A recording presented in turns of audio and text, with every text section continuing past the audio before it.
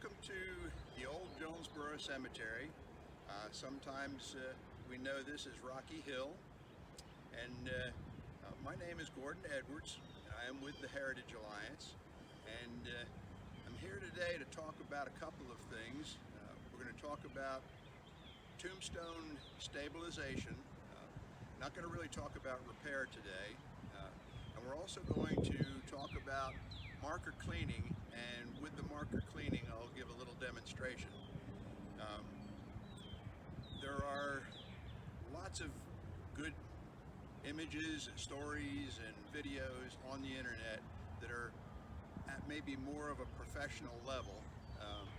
There are a couple of very good cemetery conservator groups near us, Shakura Foundation in South Carolina, and Cemetery Conservatives for United Standards out of Ohio. They have wonderful resources.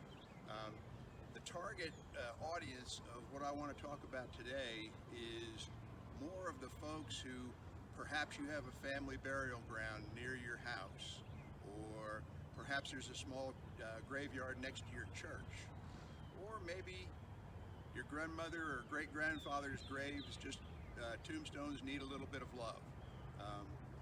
One of the common denominators of that is they're going to be low budget. So we're going to be looking at ways of doing things that are relatively minimal cost involved. From time to time, we hear people talk about preservation and also the word restoration. We use them interchangeably quite a bit, but there's a little bit of a difference, and preservation is an act that will keep an artifact from deteriorating more or aid in slowing the decay, and it may or may not be something that touches the artifact itself. Perhaps putting something in a more secure environment where you don't actually do anything to the artifact, but you're lessening the chance of something happening to it. And then there's restoration. That's more of a hands-on, where you're touching the artifact, doing things to improve its condition, to bring it back or headed towards a condition where it may have been before.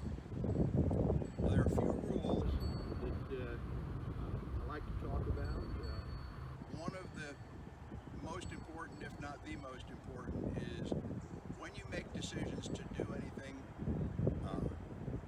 do no harm. Take no action that's going to cause any degradation or pose any threat to the artifact. Another thing that's very important to do is to secure permissions.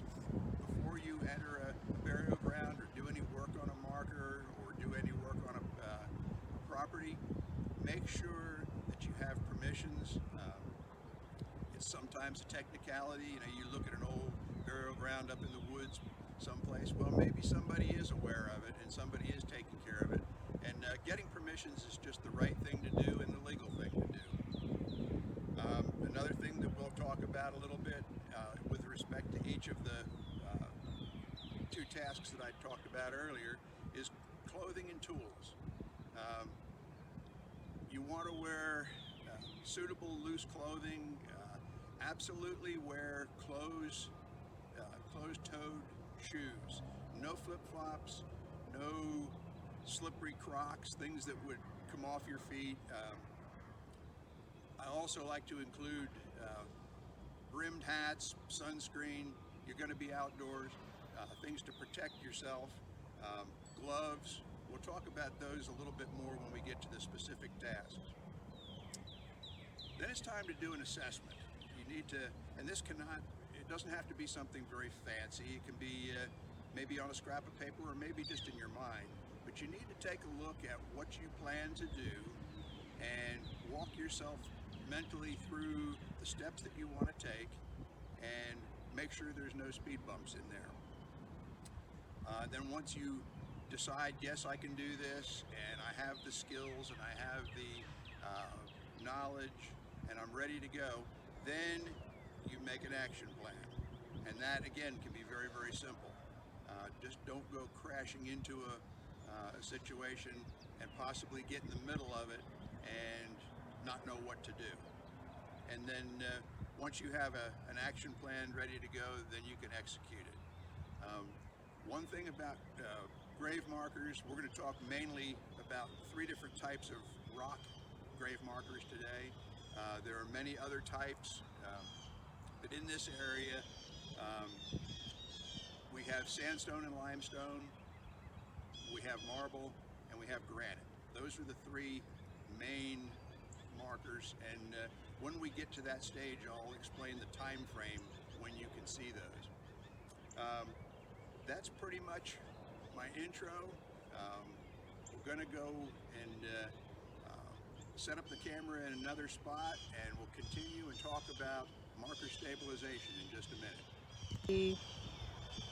Okay, I'm back, and going to talk about marker stabilization first. And looking at John Wesley Whitlock here, you can notice that the marker is leaning to your right quite a bit. And this particular marker is not a good candidate for an amateur work. Reason being is you'll see that there's a base, and the marker is in the base, and then the marker is also in a big block of concrete. So to try to move this really should be done by a professional, a monument company. Digging equipment is probably going to be needed. And one of the reasons that this is not a hugely critical marker to stabilize any more than it is the stress on this marker is leaning this way, and you have about 18 inches of width of the marker that is managing that stress. If the marker was leaning front to back, and in a minute I'll show you that this one isn't, you have a lot more stress because you have the same amount of weight and you only have 2 to 3 inches, and the tablet is in much more danger of snapping. So this one here is one that we're not going to do anything with. It would cost several $100s to do something with it, and it is relatively safe the way it is. Now, over here, these 2 markers are not in concrete. These are, all 3 of these are marble, by the way. These are a little bit narrower, but these are tablets that are just embedded in the dirt. And right now, they are standing straight. See if we can get the camera over on the end here. And if you look down the line, you'll see that the markers are all quite stable front to back. Now these 2 here were leaning into the graves, which is a very common thing to happen. And because the stress was on the narrower part of the marker, they're much more apt to break. And so to fix these, the tools that you need, first of all, a pair of gloves. Cotton working gloves are fine for something like this. You're not going to really be doing anything that I feel you should worry about eye protection, but if you feel more comfortable with a pair of goggles on, that is fine. You're not going to be doing anything that anything will be flying around.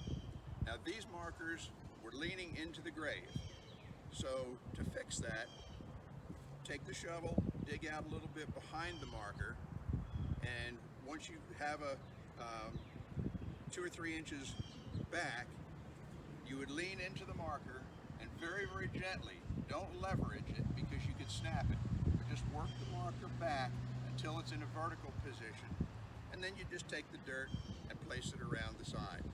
Now, I don't have any of these here to actually do today because I've done most all of them, but that's the general process, and these were much more important or in need of that kind of restoration and stabilization. Now, the cost to do these was 0. It's something that's very easy to do. Once somebody shows you maybe physically how to do it, I'd say for any of this kind of work, having a mentor the first time you do these tasks would be a bad idea. Very easy to do, very inexpensive, and it's quite a common problem, especially the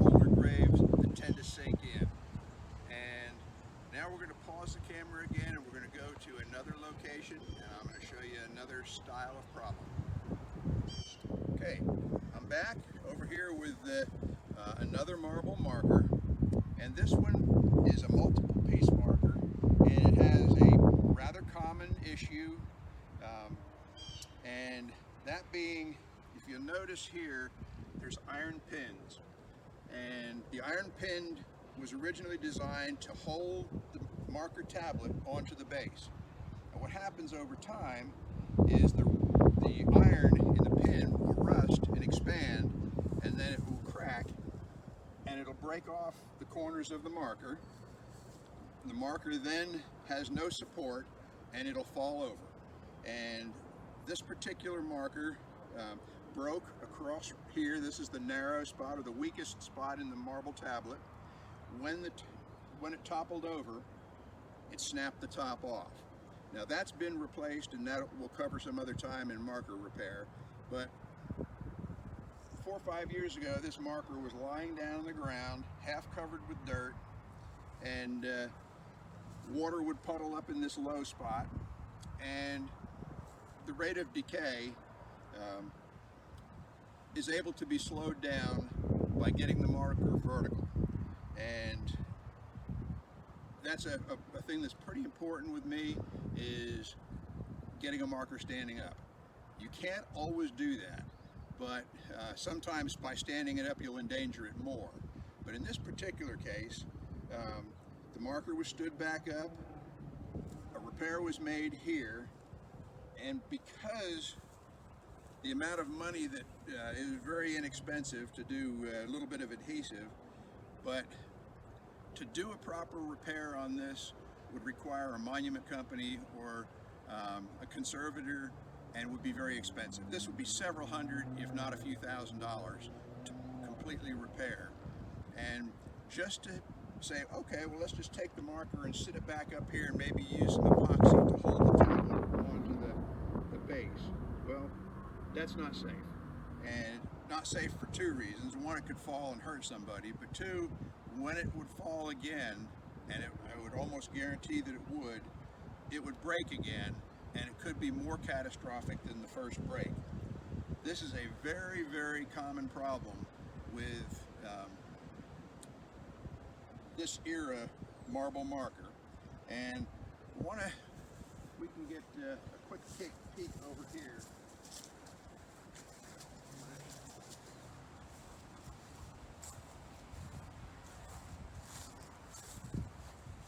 Take a look at Seth Lucky's marker here, and down here you can see the cracks that are happening because of the pins inside.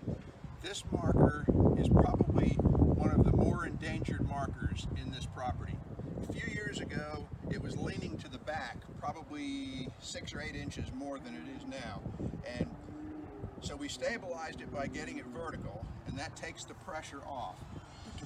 To repair this marker, we're also looking at several hundred, if not thousands of dollars. So something that we can do, haven't done it yet, but we can strap around here, which would not hurt the marble, because it would just be a collar that would go around, and that would give it some more stability. Right now, it's reasonably safe, but it's one of the worst ones here. So that's something to look for. If you go out in the field and see something like that, do not lean on it. Don't push on it. Don't try to use it to pull up yourself for support, because any stress on this tablet is apt to cause it to break. That's about all I'm going to talk about today with marker stabilization. If you have questions about this, please contact us at the Heritage Alliance,